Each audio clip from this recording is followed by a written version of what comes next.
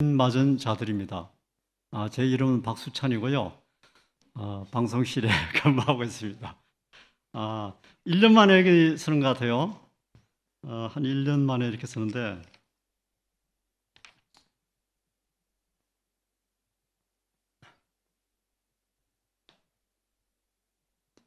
파워포인트 좀, 잘 안 듣는 것 같아요. 성경 말씀 읽고 넘어가겠습니다. 계시록 14장 1절로 3절 말씀. 글자가 작아서 잘 안 보이시죠?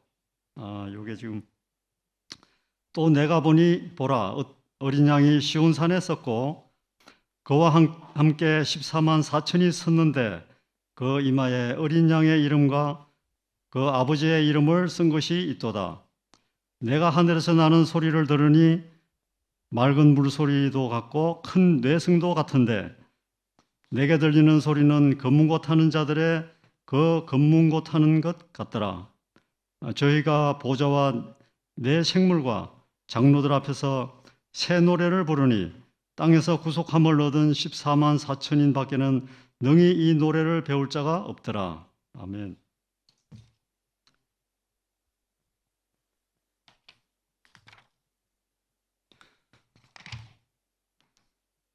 예, 감사합니다.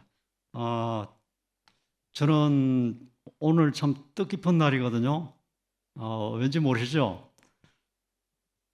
우리 교회 이제 방송 시설이 지금 그 디지털화가 다 됐습니다. 지금 이제 그 앰프랑 또 이렇게 그 뭐지 저 믹서기라고 있죠.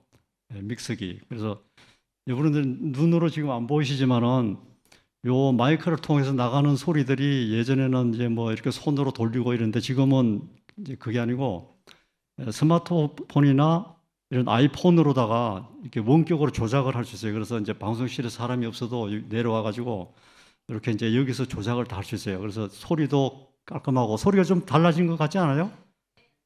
조금 아마 달라진 걸 느끼실 수가 있을 거예요. 노래하는 소리도 조금 달라질 겁니다. 아마 다르게 들리실 겁니다. 그래서 이제 마이크도 만들어졌고 앰프도 최신형으로 됐고 뭐 믹서기도 최신형이고 이래가지고 요게 이제 시스템이 거의 음악 감상실 수준이라고 보시면 됩니다. 그래서 음악 하시는 분들한테도 좋고 또 목사님 말씀도 이렇게 깨끗하게 잘 들리고 그래서 오늘 거의 마무리를 거의 다 했습니다. 그 작업을. 그래서 이제 앞으로 남은 거는 요 스피커 교체하는 작업만 남았는데 뭐 나중에 이제 여유 봐가지고 이렇게 하면 되겠습니다.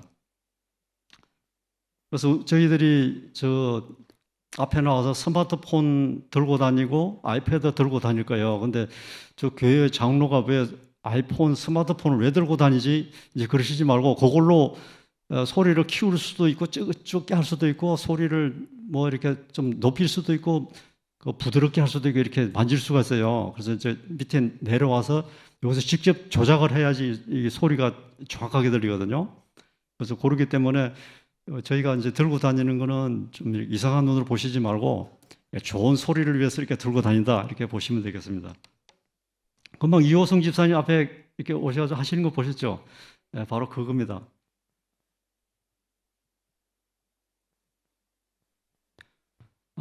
예, 14장에는 14만 4천 얘기가 나오고 이렇게 하는데, 제가 이제 순서가 지금 여기 화면이 잘 안 보입니다. 제가 앞에 화면도 지금 나갔고, 아마 모니터가 조그만 게 하나 있었으면 좋겠어요, 앞에. 그래서 14만 4천인 그 실제, 그 실제 수인가 상징 수인가 이렇게 나오는 거죠. 지금 그 앞전에 제가 장수가 있는데 지금 넘어간 것 같으네요. 예. 14장에는 왜 구원받은 성도들이 모습이 먼저 등장하는가 이렇게 질문이 되어 있고, 밑에 보면 우리 강정수 목사님 좋아하시는 그림이에요. 전해야 할 기별을 이제 힘차게 외치도록 하기 위해서 이렇게 맨 앞에 나와 있고, 성도들이 장차 받을 영광스러운 보상을 이제 생각하면서 마지막 경고의 기별을 담대하게 외치도록 용기와 힘을 주기 위함이다. 이렇게 기록이 되어 있죠. 근데 저 그림하고 비슷한 그림을 제가 많이 갖고 있어요. 이제 다니면서 찍은 그림이 있는데 혹시 또 이제 이 그림보다 너무 또 좋게 보이면 안 되니까 이제 안 보여드리겠습니다. 그래서 14만 4천인은 과연 실제 수인가? 상징 수인가?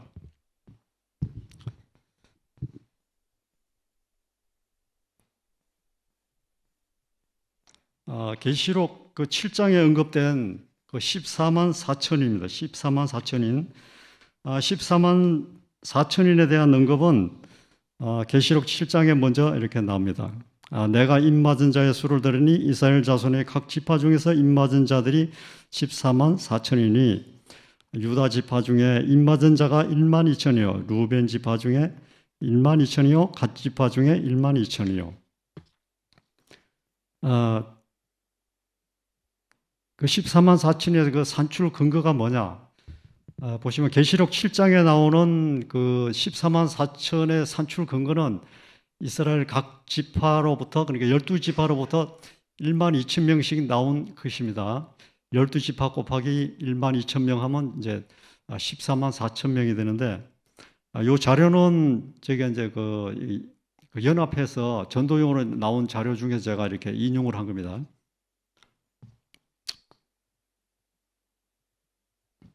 14만 4천이는 실제 수인가 상징 수인가? 과연 이게 실제적인 수인가? 이 문제를 가지고 우리 교단에서 이렇게 성도들은 완전해야 된다 그래가지고 사람들을 데리고 나가서 하나의 또 종교단체를 만든 사람들이 있어요. 안식일에 예배드리고 예언의 신도 똑같이 봐요. 이분들이 뭐가 다르냐, 몇 가지가 틀리는데 그 중에 하나가 이 바로 14만 4천입니다.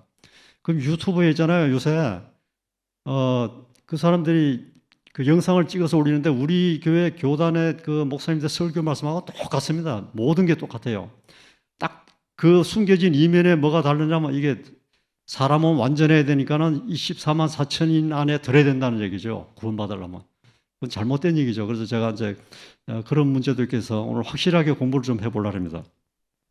그래서 우선 12지파가 실제 지파인지 상징인지를 알아봐야 할 것이다. 이렇게 됐죠. 14만 4천인이 마지막 시대에 참 하나님의 백성을 가리키는 것이므로 그 지파는 오래전에 그 의미가 상실된 것입니다. 그래서 실제 이스라엘의 지파가 아니라 영적 이스라엘 백성들이라고 봐야 됩니다. 12 곱하기 1만 2천은 14만 4천일 경우 12가 상징수이면 그 뒤에 어떤 수를 곱해도 상징수가 나올 수밖에 없는 것입니다. 그래서 성경에 나오는 그 상징수들 있죠. 보면은 성경에는 여러 가지 상징수들이 사용되는데 몇 가지 예를 들면은 다음 것입니다. 3은 영원수, 또 7은 완전수, 또 12는 조직수, 그 다음에 1000은 충만수. 이러한 상징수를 가지고 14만 4천을 이제 분해하면은 뭐가 되냐면 조직수 12 곱하기 또 조직수 12 곱하기 충만수가 된다랍니다. 그래서 14만 4천의 의미는 이와 같이 상징수를 가지고 14만 4천의 의미를 정의해 보면 선악의 마지막 대쟁투에서 하나님 편에 서서 악을 대항하여 싸우며 온 세상을 향하여 진리를 선포하게 될 하나님의 그 나라의 하나님 나라의 조직된 군사들을 말하는 것으로 해석할 수 있습니다. 아멘입니까? 예, 우리 여기 앉으신 모든 분들 다 14만 4천인에 들어가는 겁니다. 아멘. 14만 4천인은 어떤 사람들이며 하나님의 이는 또 무엇인가? 자, 14만 4천인은 하나님의 입맞은 자들이라고 그러죠. 그래서 이는 도장이라는 얘기인데요. 그 소유물의 표시 또는 보증 약속 또 명예와 신뢰 또는 신분 표시를 하는 겁니다. 계시록 7장에 보면 하나님의 입맞은 자의 수가 14만 4천이라고 했는데 인이라고 하는 것은 우선 도장이며 도장은 어떤 소유권을 상징하는 말이다. 그래서 따라서 하나님의 입맞은 자들이란 하나님의 소유된 백성들을 말하는 것입니다. 우리가 하나님의 소유된 백성들이죠. 그래서 하나님의 인이란 하나님과 그분의 소유된 백성 사이에 이제 어떤 표시가 있는가, 또 하나님의 백성이라고 하는 증거가 무엇인가, 이렇게 질문이 되어 있습니다. 하나님의 인이란 과연 무엇일까요?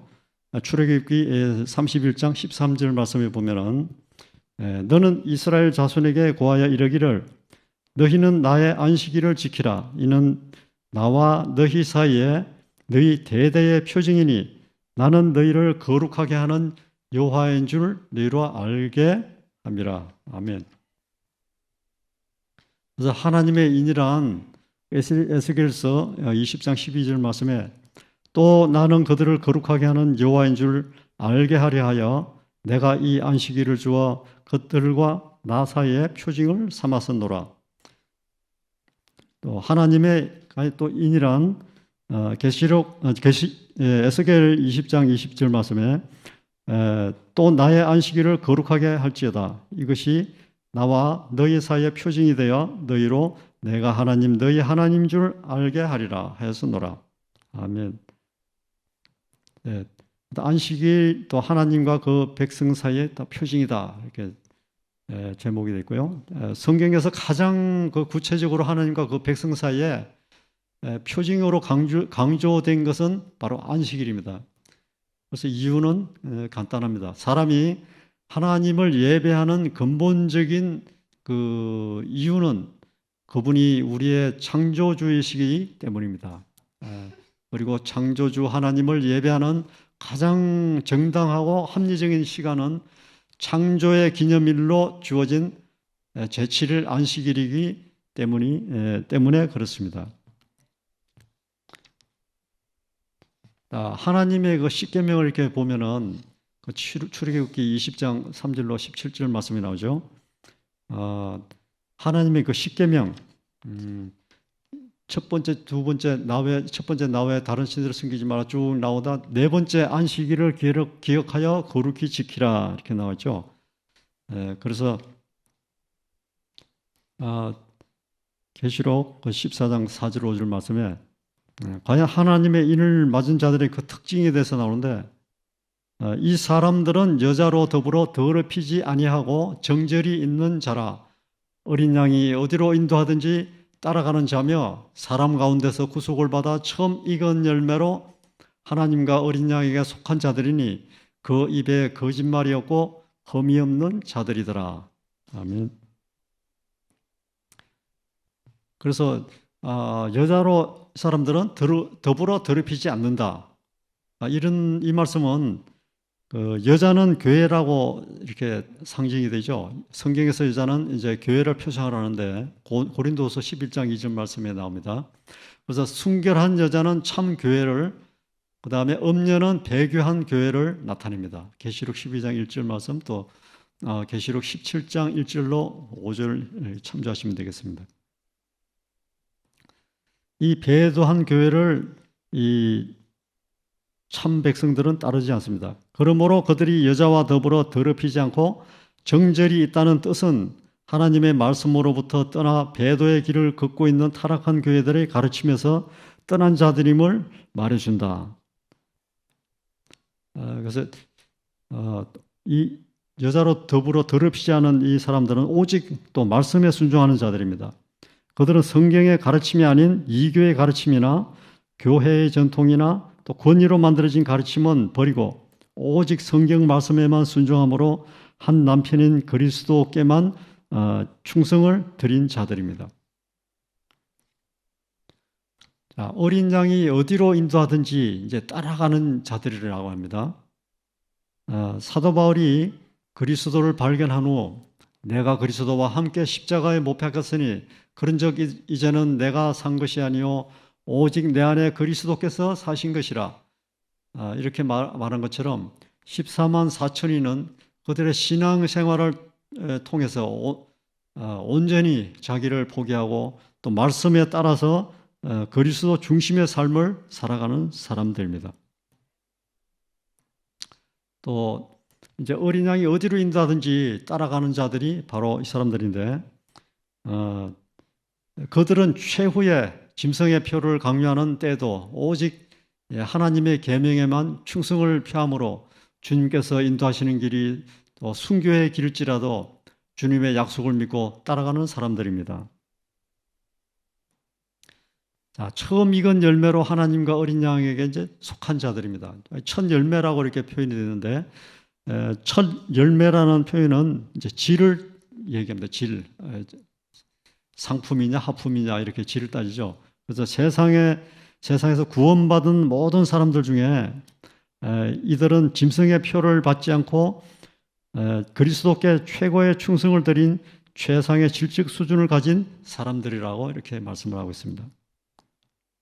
그다음에 이제 처음 익은 열매로 하나님과 어린 양에 속한 자들인데, 그들은 개국 이래로 그때까지 없던 환란의 시기를 이기고 그리스도를 영광 중에 영접한 자들입니다. 이게 모두 여러분들에 해당됩니까?